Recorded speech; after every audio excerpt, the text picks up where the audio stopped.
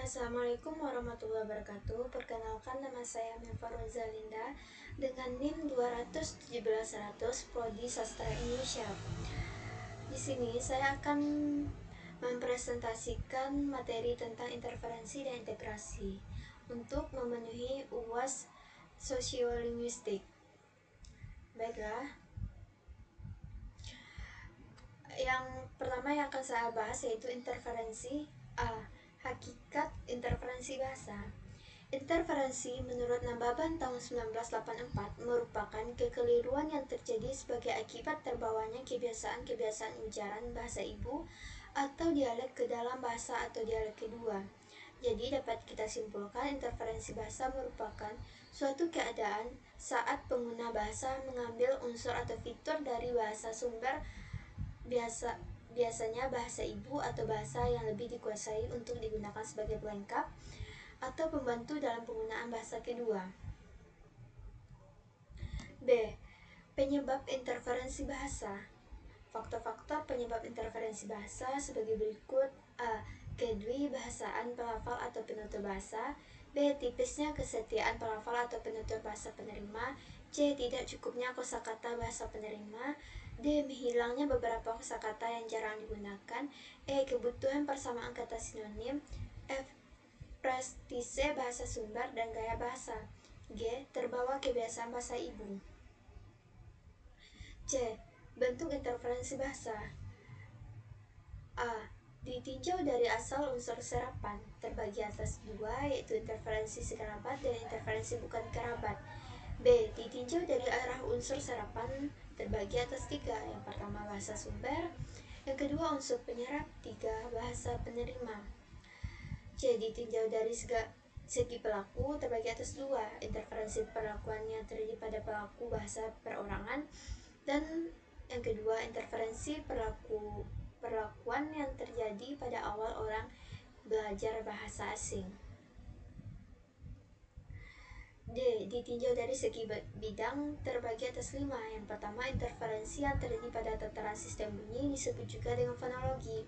Yang kedua interferensi yang terjadi pada tataran pembentukan kata, disebut juga dengan morfologi.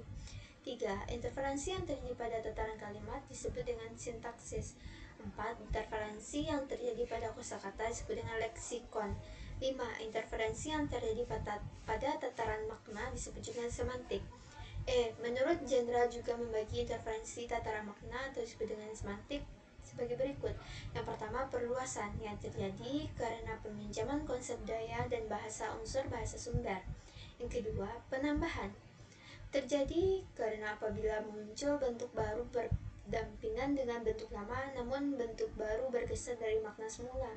Yang ketiga, penggantian muncul karena konsep makna baru sebagai pengganti konsep lama. Materi yang akan bahas yang selanjutnya yaitu integrasi. A. Hakikat integrasi bahasa. Integrasi adalah penggunaan unsur bahasa lain secara sistematis, seolah-olah merupakan bagian dari suatu bahasa tanpa disadari oleh pemakainya. Menurut Kridalakasana tahun 1993 halaman 84, salah satu proses integrasi adalah peminjaman satu kata bahasa ibu ke bahasa lainnya. B. Penyebab integrasi bahasa dapat kita lihat pada kutipan dari Solihah tahun 2018 halaman 375. Terdapat tiga faktor yang mempengaruhi terjadinya integrasi sebagai berikut. A. Kondisi karakteristik sistem atau kaidah kebahasaan. Semakin mirip antara satu dengan yang lainnya, maka akan semakin cepat berintegrasi. Yang kedua, unsur penyerapan bahasa. Semakin penting unsur bahasa tersebut dalam pemakaian bahasa penerima, maka semakin sering digunakan sebagai semakin cepat berintegrasi.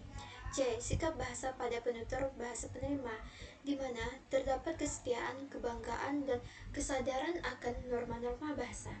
Jika sikap bahasa ini semakin menurun, maka akan semakin berpeluang terjadinya integrasi. C. Bentuk-bentuk integrasi bahasa. Dalam proses integrasi bahasa asing ke dalam bahasa Indonesia ditemukan setidaknya ada 4 bentuk integrasi yang dikutip dari Solihah tahun 2018 halaman 374 sampai 375 sebagai berikut. A. Integrasi audial. Integrasi audial ini yaitu bentuk integrasi yang terjadi melalui persepsi pendengar. Yang B, integrasi visual. Integrasi ini bentuk integrasi yang berasal dari bentuk tulisan dalam bentuk bahasa asli yang kemudian diubah menurut aturan bahasa penerima. C, integrasi penerima langsung. Ini merupakan integrasi dengan mencarikan kata yang ada dalam bahasa asing ke dalam bahasa Indonesia. D, penerimaan konsep. Pada penerimaan konsep ini yaitu melakukan dengan mengkaji konsep kosakata asing kemudian mencari menurut ke dalam bahasa Indonesia. Jadi kesimpulan dari pembahasan interferensi dan integrasi yaitu timbulnya sebagai akibat kontak bahasa, yakni pemakaian satu bahasa di dalam bahasa sasaran atau sebaliknya yang terjadi pada seorang penutur.